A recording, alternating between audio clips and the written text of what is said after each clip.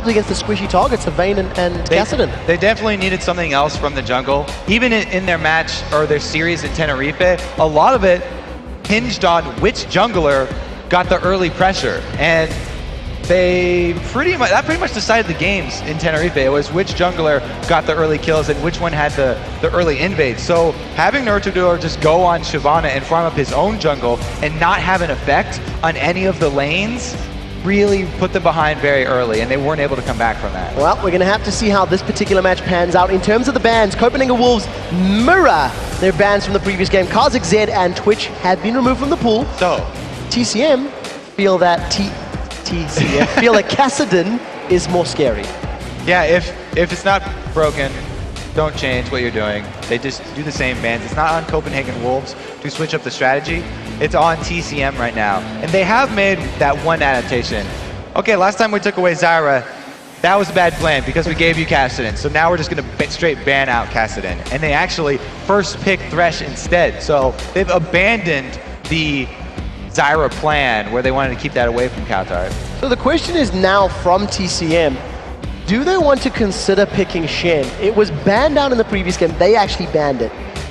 It is a possibility for YoungBuck. YoungBuck does tend to play the sort of bruisery, tankier top laners, and Shen is definitely one of the champions that he is well known for. And if you've got, Jwaow, Lissandra, Shen, maybe they go with Vayne again. That's a pretty scary comp if you're a Copenhagen Wolves player. They will definitely need some extra damage there if they do decide to go for that, because Lissandra has a lot of control, but with the recent changes, her damage was taken down a bit, and it's hard for her to finish off people without other sources. So that would put a lot of weight on Rekkles' shoulders to be the main source of damage and carry through that one. It wouldn't surprise me. I feel like his shoulders have been well tested by this point, and I think they carry pretty well. The one thing I do want to talk about, TCM, Naruto locked in Shyvana again. Yeah. This time with less crowd control. I'm not sure if I like that. How are they going to deal with Rekkles right here? There's so much peel for Rekkles this time. They first picked Lissandra away here for Copenhagen Wolves, so not only do they have the options for engaging when they've got a split pusher in Shen, but they also have such great disengage. This is the answer here for TCM. Adding that control from their duo lane, bringing the Ash Arrow. All you have to do is hit the Crystal Arrow, and there's your engage that you're looking for. Shyvana being very farmed up is actually a good tank of turrets, so they can go for the turret dives as long as they're able to hit the Crystal Arrows. You make it sound like that's easy. Just hit the Crystal Arrow. Through the Shen, the Jarvan, the Na'Vi, potentially Lissandra, and just find Rekkles. We'll see if it works. So there is one thing about Lissandra. She's actually squishy if you're able to lock her down, so she can't use her invulnerabilities. She doesn't have a lot of resistances or health. It's just that she has so many escapes if you aren't able to lock her down. So if you're able to land both a cocoon and a Crystal Arrow, they actually have the potential to burst her down as a second option. Of course, always the #1 target you're aiming for is Rekkles, and you're going to be wanting to take him out. And it does look like Rekkles is once again locked in that Vayne. He had a very good game on Vayne in the previous match. Was never really, let's be honest, was never really a threat of going down in those fights. Played it very safe. You talked about how he was able to position effectively, and it worked in his favor. Going to be a little bit more difficult now against an Ash Arrow, against an Elise, and against Requiem. I think now, if TCM decides to sort of tunnel vision on Rekkles, it'll be slightly easier for them to actually get to him and maybe have more of an impact. Yeah, Elise definitely more mobile than Nasus, and it also gives them the potential for another way of picking off someone from Copenhagen Wolves. If you can land one of those straight cocoons, then that's an easy go signal for TCM here. And now that they have Karthus also, they have a good end game answer that's going to get guaranteed damage onto Rekkles no matter where he is. A Requiem, if Rekkles does not build some magic resist, is going to be half his life near the end game. So all they really have to do is add on Elise over there to execute after that, and that could be their game plan. Well, we'll have to see how effectively Jwaow can make that Elise work for him in this game because a lot of pressure is going to be on him finding and poisoning that Vayne in the back line. This is, of course, the European LCS Challenger Series Promotion Qualifier, if I get that right. And Copenhagen Wolves are 1-0 up. And over on the B stream, KMT are currently taking on AT. They're about to get into their second game as well. We're loading up into this one. This time around, TCM on the blue side, and we'll see if they can control their jungle more effectively, because they simply didn't do it at all in the previous game. And we said before, TCM are not playing for that spot in the promotional tournament, but Copenhagen Wolves are, so they are not going to let up at all. They're going to come full at TCM here and hope to grab that spot right now. They don't even want to take it to 3 games. Well, we'll see if they can do it. Copenhagen Wolves have definitely done that in the past. We've seen them closing out many LAN finals before, and the Wolves will be looking to avenge their loss in Tenerife. Remember where TCM were able to actually win the series 2-1. Right now, we do see TCM-Gaming poising themselves towards this top lane, maybe trying to go create a death bush of their own. If YoungBuck or any other member of the Wolves starts sniffing around, they might be in trouble. All right, so with Thresh Death Sentence available, try and pull the blind hook from out of vision of the tri-bush. They don't actually even go for it. Shen is easily going to taunt away, and TCM have been spotted. So they managed to, at the very least, get YoungBuck to skill up his Shadow Dash as opposed to any other ability, so could make his level 1 laning phase just a little bit more frustrating if they go for those lane swaps. Just to give you guys a quick update, in case you are not dual streaming this, which you should be, KMT are victorious over AT in their very first game of the series. That is the old Nexus lineup, so I'm sure you guys will recognize many of their names. There's, of course, Joe and Jason bringing you all of that action. Now, the other thing that I like about that last lock-in of Ashe as the AD carry for TCM is that Ashe is very strong against those split-pushing teams. Because of the ability to catch people out with Crystal Arrow, you can hard engage as long as you're able to either go for the split pusher and land that Crystal Arrow onto Shen and go to the source of the global and make him pay for it there, or you can force the Stand United out of him by engaging on the 4-man team.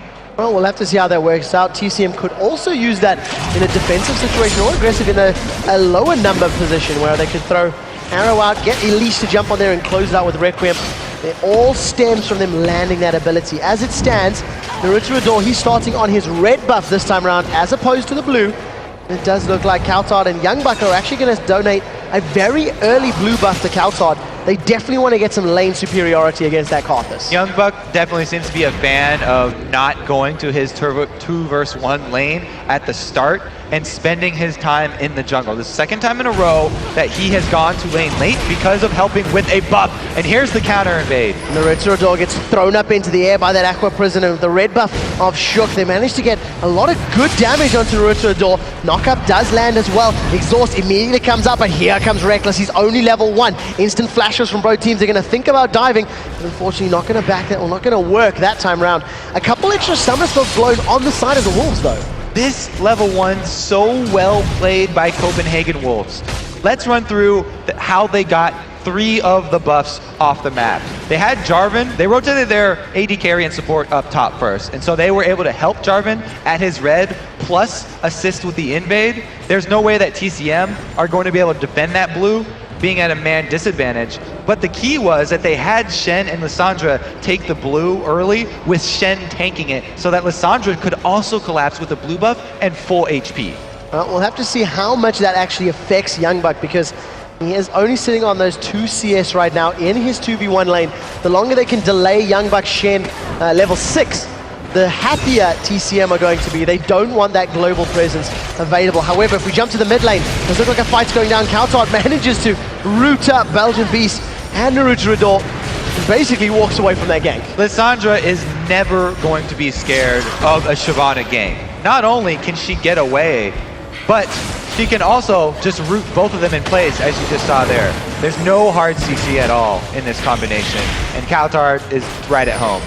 Well, he manages to fend that one off, got a small CS advantage over that Karthus. And you have to imagine that once cowTard gets closer to level 6, there is actual burst potential. Wall of Pain is not going to affect somebody who's flying through the air with that Claw of Doom. He does have the burst potential, and he's the one with the jungler that you actually have to be scared of. He's got a Jarvan who's very, very strong in the early game, and a Lissandra Jarvan lane combo is one of the most deadly mid lane jungler combos that there are in the game. Karthus is a very squishy mid lane champion, and without his flash, he's really going to have to play careful and either ward up both sides of that mid lane or just CS from very far back. Well, Copenhagen Wolves are trying to set up a gank here. They managed to taunt Motroco. He does not manage to catch the Dark Passage and forced to flash while BarneyD threw the lantern out. So a little bit of miscommunication between the two of them. Not an optimal escape. Definitely would like that cooldown back because Ashe has no innate escape. But from now on, it's going to be Thresh playing half of a screen back so that they will have that built-in escape. And next time, he's going to punch his ticket and take that ride on the Dark Passage. Get himself out cleanly. No kill on the board just yet. 5 minutes as far as the clock timer is concerned. Rekkles, 31 CS to Motroco's 37 to 31. And in terms of the 2v1s, this time around Jwaow is doing significantly better than in the previous game. As that Nasus, he's able to have a little bit more of an impact, and of course the range nature of release will obviously play a big factor in that. Yeah, he was able to get a few more CS early because of the range that Elise has, but YoungBuck was not zoned from experience at all during the early levels, and so that's really what he cares about in the early stage of this game, is just getting that level 6 so that he can stand united and turn around any aggression elsewhere on the map.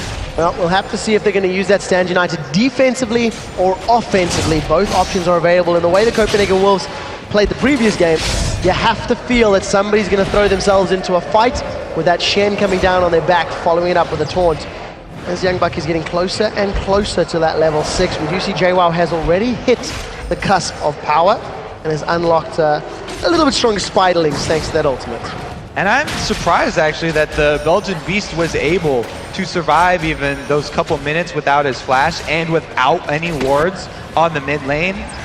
He only felt comfortable staying there and farming because he saw Jarvan in the lane bottom, and as soon as Jarvan left that bottom lane, he immediately recalled to go grab some wards so that he's not susceptible to that gank. As it stands, Belgianbeast falling about 8 CS behind his opponent. Just trying to use those little skittles, those layer wastes to the best of his ability.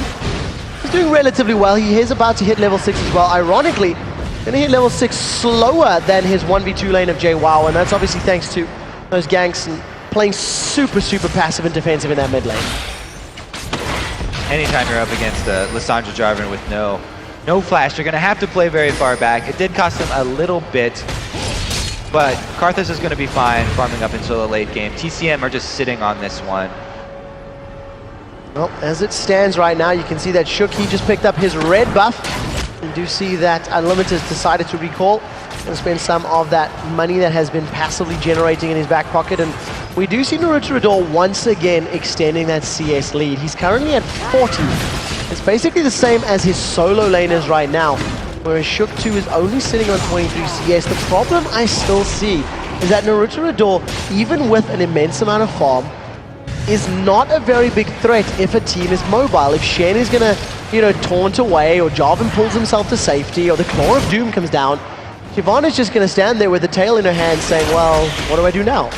Copenhagen Wolves just have so much potential to kite TCM through a team fight in the mid game. When they do meet up, not only do they have the Lissandra, which is the queen of crowd control from the mid lane, but their support is Nami, who will be adding speed buffs to people, and the giant tidal wave, which can actually land if you use it defensively. It's pretty hard to use it at long range trying to engage.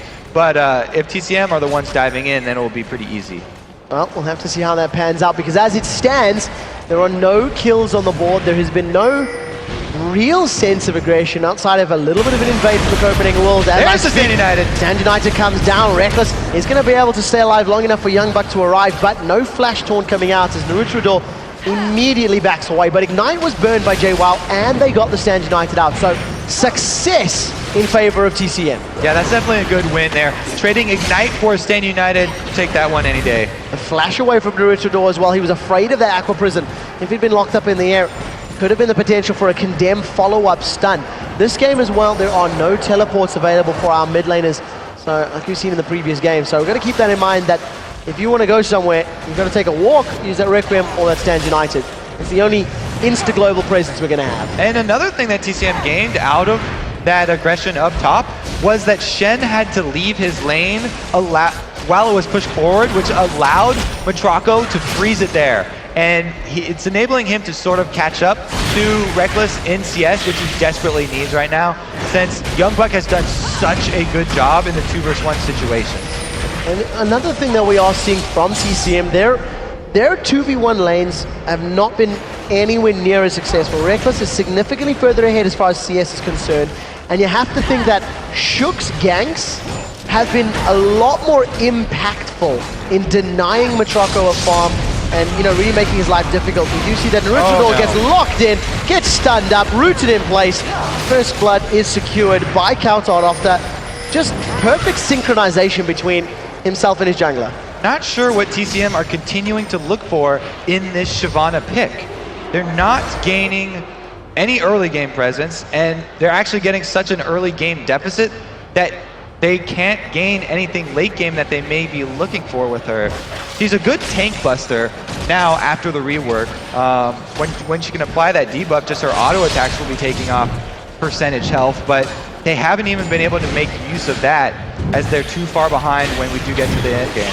Shook 2 does get caught by a cocoon. Tidal wave goes up. Blue buff is still standing. They throw up Jwaow into the air with the Aqua Prison and an insta-flash away. Shook does not want the fight, but here comes Rekkles. He tumbles to the side of the Enchanted Crystal Arrow. Survives the damage through the exhaust. Lane wastes are going down. Equalizer is available. This should be enough to kill Shook. Instead, Jwaow gets the last hit, and the Requiem doesn't manage to secure anyone, but a 1-for-2 trade. That's why everyone fears the solo lanes of TCM. 2 members chasing off the Copenhagen Wolves right there, and they came out of it with 2 kills for 1. Very good exchange. Well played by them. Naruto Adore continues to steal some of that CS in the mid lane as TCM look to bounce back as far as the towers are concerned.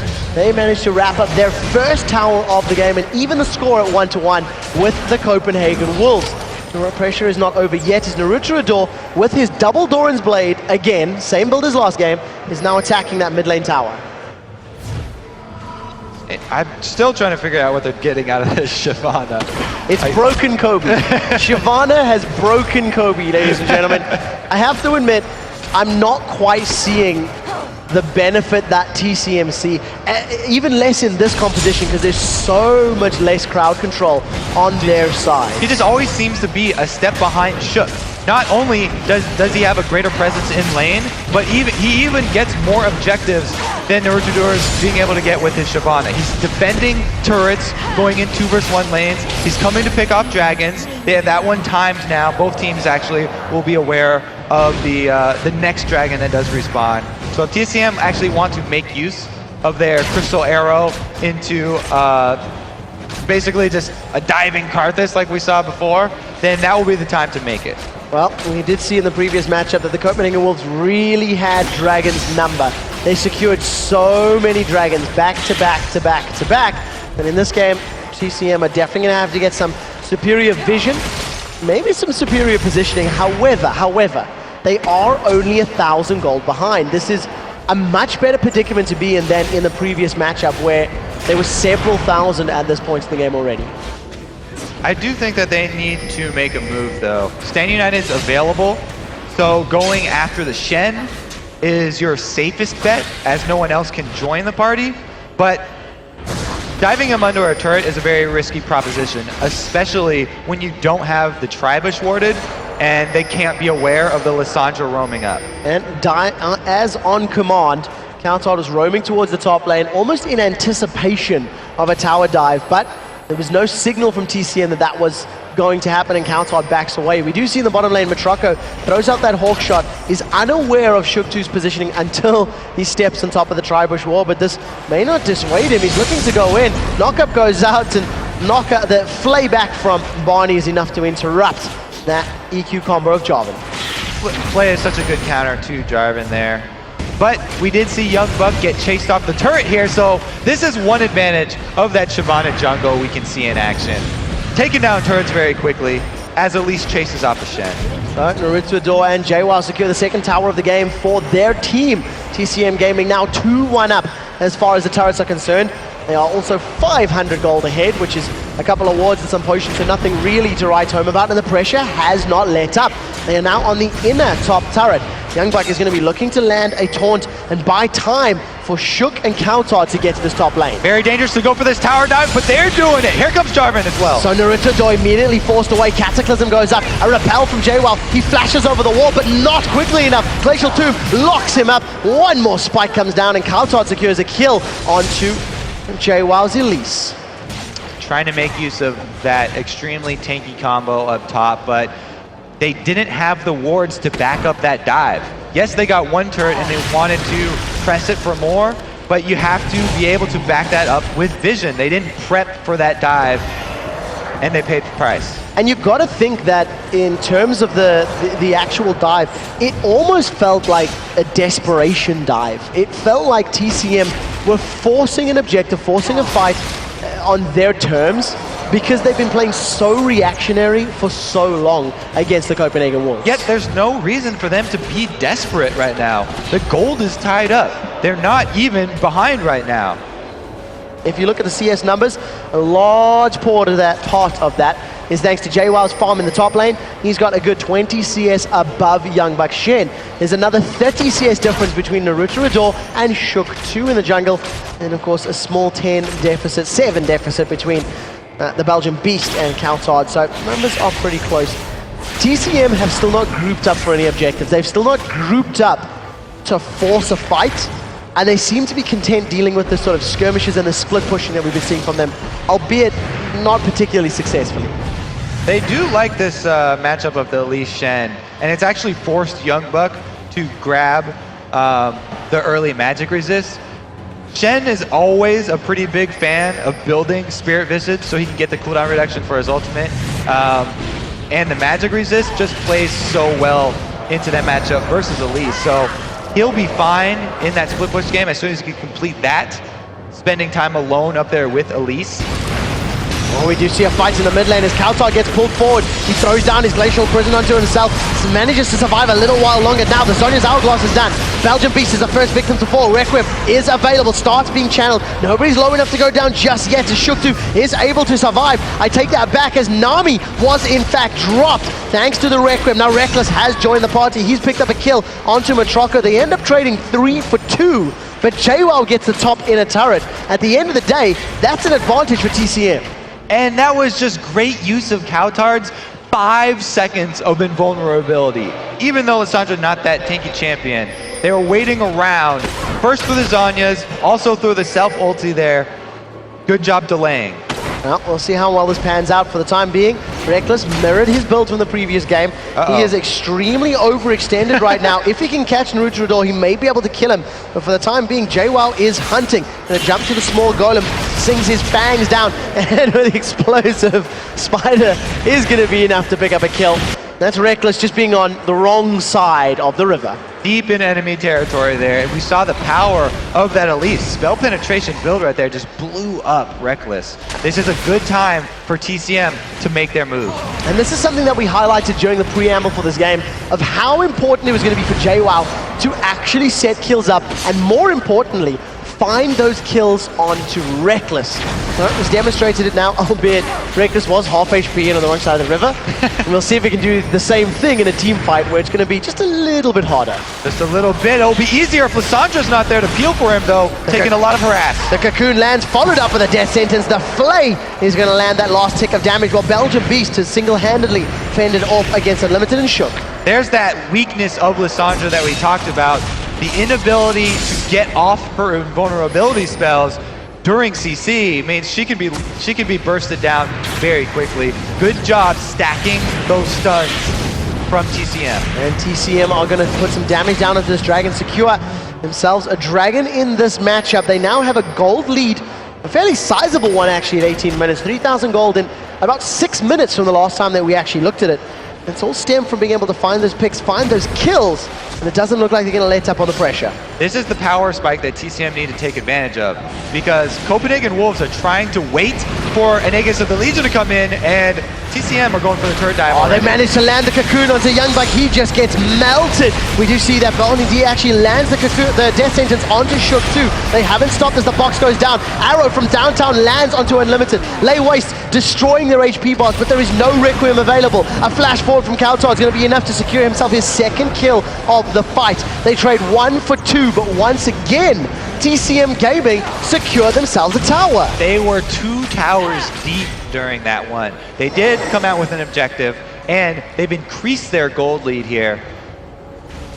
Well, we'll see if they can maintain this hold and focus on the towers. It was ended up being a 2 for 2 as the Death Defied managed to trick my brain at the very least. Yeah. They've evened up the scoreboard at 8 to 8.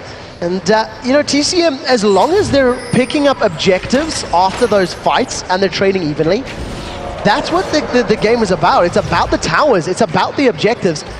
And that's going to allow them to eventually get enough of a gold lead to not lose members in those team fights and in those trades. They're doing a good job here of taking advantage when Copenhagen Wolves are spread out, though. Once Copenhagen Wolves are able to finish the Aegis of the Legion to get the magic resist aura and deal with this double AP solo laners, and they actually are able to group up and use their crowd control to peel for Rekkles, if they can keep Vayne alive, then we've seen how Rekkles can just dismantle a team from the back line. They just have to group up. As far as the items are concerned, you do have to feel that Motroco is further ahead as far as the AD carry builds are concerned. Infinity Edge plus Zeal plus Vamp Scepter, and there's no Zeal or similar finish yet for Rekkles. So there is a slight deficit. However, in a straight 1v1, if Motroco gets condemned into a wall, that's bye-bye Ash. Rekkles would definitely love to play that duel out. A good Vayne can actually tumble the Crystal Arrow, and if you're able to pull that one off, you don't even need the condemn into a wall, and he could win that duel. Well, it sounds like you're questioning Rekkles, Kobe. We'll have to see if the duel happens, because for the time being, it is still a 2v2. Both of the teams have resorted back to this sort of straight-up head-to-head as we're in this fairly late mid-game. I mean, TCM have got 4 towers down. Dragon's not on the map just yet. It's going to be a couple of minutes because TCM secured the previous one. And it really is just a matter of time before TCM say, we would like your buffs, or we would like your last inner turrets, because they have the ability to siege. They have the ability to actually fight under a tower with that very powerful Shyvana and the Enchanted Crystal Arrow. They do have the option always of going for those turret dives, and that is one of the benefits that they do get from that Shyvana. The jungle Shyvana here become an extremely beefy tank, and maybe that's the point, is to soak up turret damage while they go for the Crystal Arrow initiation and force Stand United to be used offensively. There one! There's the Crystal Arrow, but it lands before the Dragon Strike comes out, so Shook too gets stunned up, but he gets stunned up while dragging himself to that flag. Manages to stay alive, and I guess the pause button is on for a little while. However, cowTard wants to play. Belgianbeast and Jwaow coming in from the side. Tidal Wave goes down. It throws up Shyvana in the air and absolutely nobody else. We do see that the entire team of Copenhagen Wolves is grouped up nice and tightly. This is really the first time that we've actually seen a potential 5-on-5. Yeah, but with the reliable engage for both teams down right now, they both actually have to back off. Jarvan would not want to go in head first with just Cataclysm when his combo is down from the EQ. Well, we'll have to see how long TCM or the Copenhagen Wolves decide to wait. That Crystal Arrow is not too much longer away from being available, and you know, we did see both of the teams posturing and battling and having that sort of standoff in the Baron Pit in the previous game. It's a possibility to bait the Copenhagen Wolves there. If TCM sets up a Ring of Vision in the red buff, they could pull the Wolves towards them, and that could be the go signal. Pull them in, land an arrow, and go, go, go. Either team stands a lot to gain from a bad engage by the other team. If they can clear out Vision and force the other team to walk into their hands, cowTard has to use the Glacial Path to get away. He does manage to get away with that Claw of Doom. Actually throws down the prison on Naruto. Maybe a little bit antsy of that Dragon's Descent, was afraid of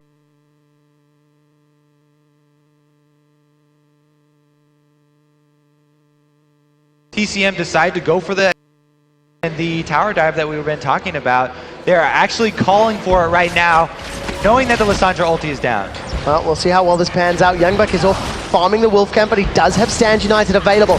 All of TCM are now started hammering away on this inner turret. The Aqua Prison goes out, catches absolutely no one. Belgianbeast has started the fight. The Ash Arrow does manage to lock up cowTard for a brief second. He does get the Zhonya's Hourglass up. Now the first victim of the fight is going to be the Belgianbeast, but here comes the Requiem. The Ritterador is taking so much damage from Rekkles as the layways go out. Now the Death Defied is finding it a wear off. Those Frost Arrows slowing YoungBuck down, and all of the Copenhagen Wolves forced backwards. They trade 1 for 1. But guess what? TCM secure a tower. Yeah, again, between two turrets, they dive so deep and are still able to trade evenly and then get the objective afterwards. TCM really doing a good job of cleaning this one up. They're also able to gain the Dragon on top of that, and it's because even though they didn't get the kill, they were able to get everyone on Copenhagen Wolves low enough that they couldn't contest either objective. As it stands, the game is slowly growing further and further and further away from the Copenhagen Wolves. The gold value is now up to 6,000.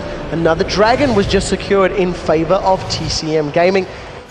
You know, you cannot discount the strength and the power that the Karthus and the Elise are going to garner as this game goes on. It's going to potentially get to a point that Rekkles cannot survive no matter what. Yeah, now, I called out the low damage here from Copenhagen Wolves in the beginning, and we said it was going to be all on Rekkles to put that up and make up for it and carry this one. If he's having to spend all of his time dodging, and he's not putting out DPS constantly in the fight, then there's not a lot of threat here from Copenhagen Wolves, and that's why TCM are so confident in diving through turrets. Well, we may be looking towards a third game in our first Challenger semi-final. But it is still very early days, and not discounting Copenhagen Wolves just yet.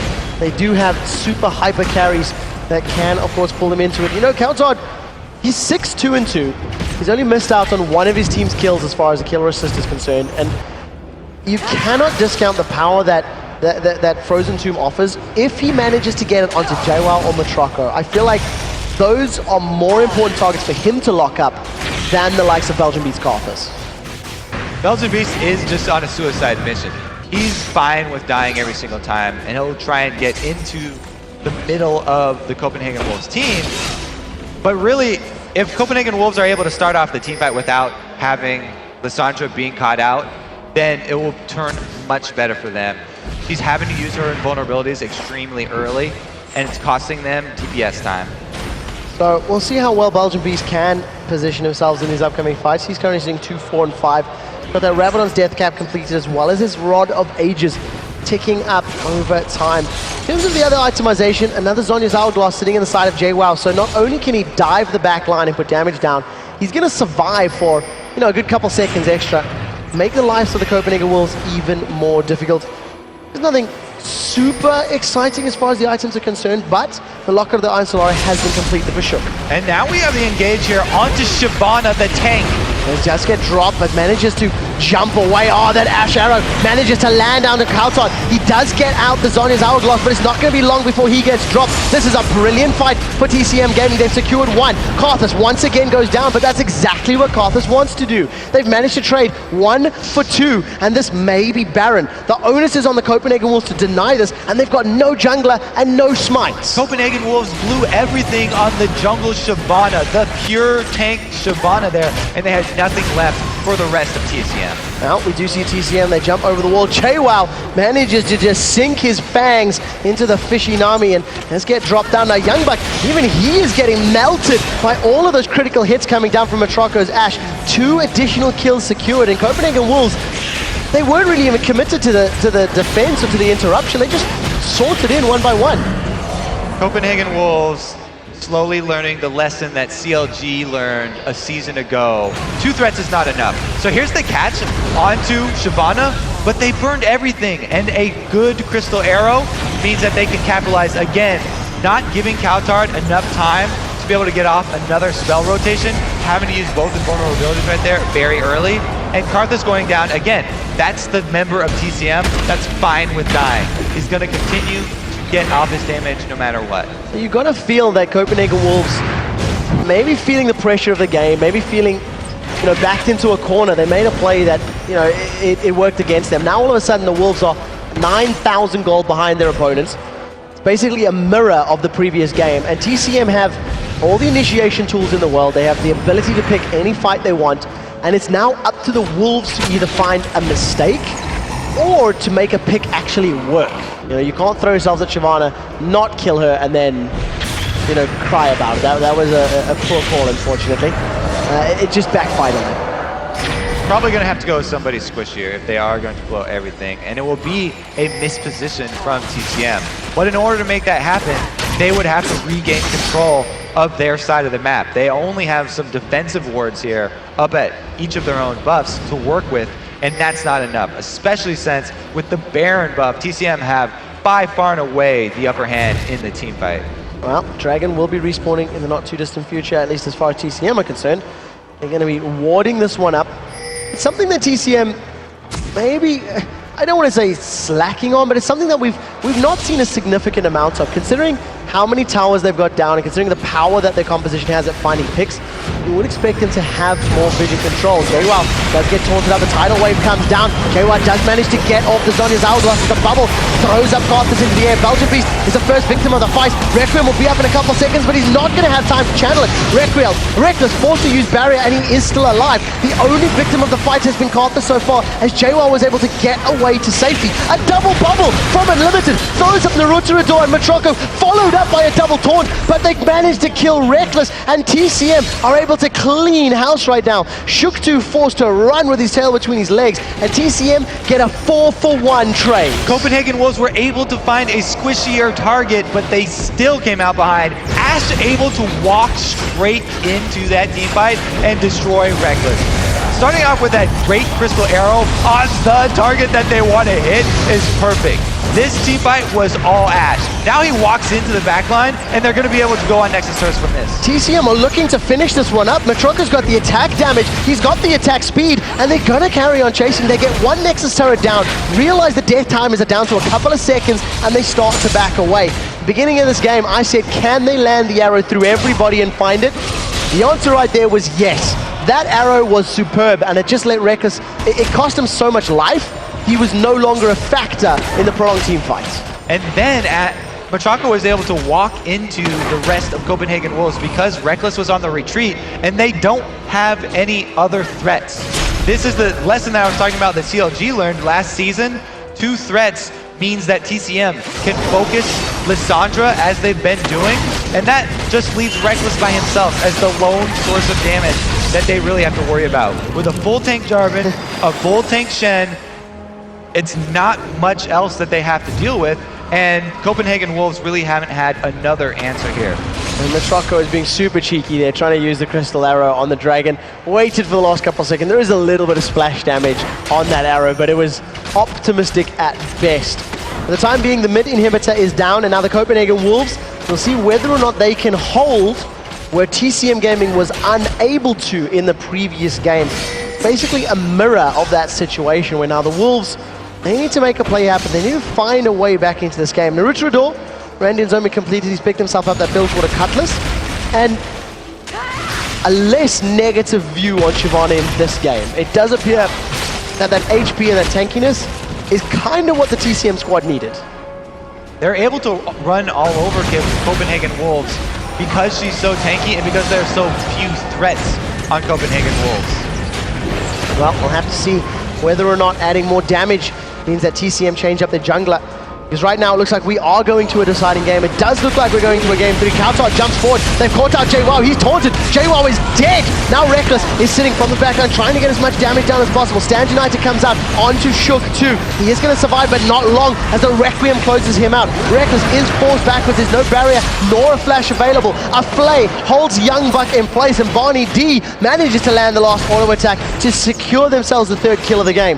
A 2-for-3 trade and a tower for TCM. The Belgianbeast jumps right in there, able to zone 4 people, get out the guaranteed damage, and then the Requiem. All of that pressure allowed Ash to follow that one up. She was auto-attacking the entire fight, and with the last Whisper added on top of her crit combo of Phantom Dancer plus Infinity Edge, she melted right through these targets. It was a good initiate, and they were again able to take out Jwaow before the fight even started.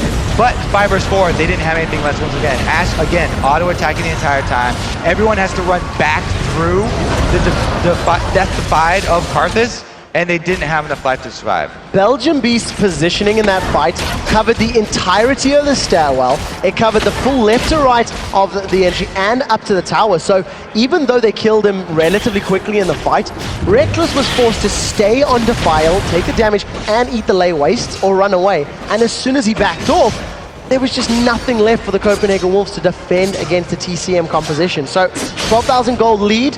TCM now turn their focus towards the Baron pit. We'll see if they're going to ward this one up and either force a team fight or secure themselves a Baron and then decide to start sieging the last standing turrets in the lanes. Now that there's also a Void Staff on the Belgianbeast, there's not a lot you can do to mitigate that damage. Even with the Quicksilver Sash here, Rekkles is going to have a hard time. Look at the burst from that Elise. Yeah, cowTard just forced totally backwards from there. Jwaow, he's got a lot of ability power. Does have that Negatron Cloak build up as well. Rekkles forced to use the Quicksilver Sash thanks to eating an Enchanted Crystal Arrow. So QSS is on cooldown, and there's that minute-and-a-half window where if they manage to land any other CC, that is going to be scary. TCM-Gaming start off the Baron. This is going to be a 4-man Baron for the time being, as that death sentence file just a little short. They can take it down so quickly, though. Karthus plus the percentage damage of a DPS Elise burns it down very fast. Oh, take a look at those frost shots coming out of Motroco. They're slowing everybody down. No Crystal Arrow available. YoungBuck forced to flash. Volleys land to slow as well. No Richardor gets up in range. He throws down the Randian's Omen. Cataclysm locks up Motroco and Belgianbeast, but the first victim to fall is Shook, and that's not a very tanky job, and he just got decimated by the DPS of TCM. There is a Requiem standing and available for Belgianbeast, but he's slowly running out of mana, so the longer this engagement goes, the more likely we are to see a Karthus suicide and just get all of those free spell casts. 2 inhibitors down mean that this is crunch time for Copenhagen Wolves.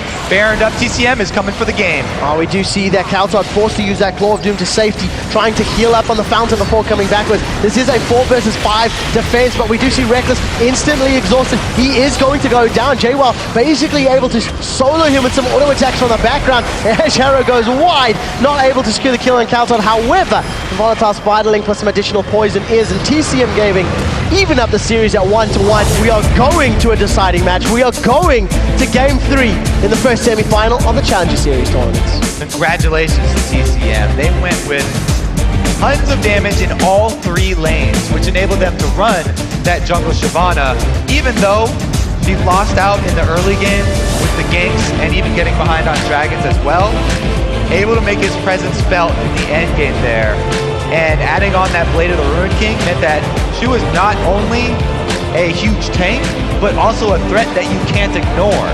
Yeah, the amount of damage that can come down on hit as well, and it really worked out. You can see TCM, they were jovial, they were excited after that victory, and stern looks here from the Copenhagen Wolves.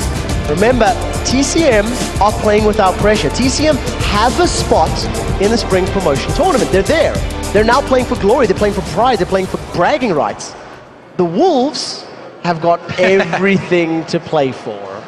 Even though TCM could beat them and take first, if Wolves ended up being second, in that case they would still get the spot, since TCM already have their berth into the spring promotions. Well, we'll have to see how that pans out. We are going to be jumping into that third game in the not too distant future after the players have had a small break, talked about the game, talked about the things. And I think we have to highlight Jwaw's performance on Elise, because he was really the difference maker. You know, Belgianbeast had a good game on Karthus, but he wasn't necessarily world-endingly scary. It was really Jwaow that, when he sunk his fangs to somebody, they died. They did a good job, though, Copenhagen Wolves, towards the end of the game, catching Jwaow and making him a non-factor in the team fights. And that's when Belgianbeast would take over and put Karthus to use with all that AoE damage, dying in the perfect spots, by the way. He did not hesitate, diving straight through the Copenhagen Wolves team. And taking out both sources of damage. Well, Suicide Carthus is something we do see fairly frequently on those mid laners. All right, guys, we do have to take a very short break and catch our breaths quickly, because coming up is going to be the epic conclusion to the Challenger Series matchup. Copenhagen Wolves and TCM Gamin.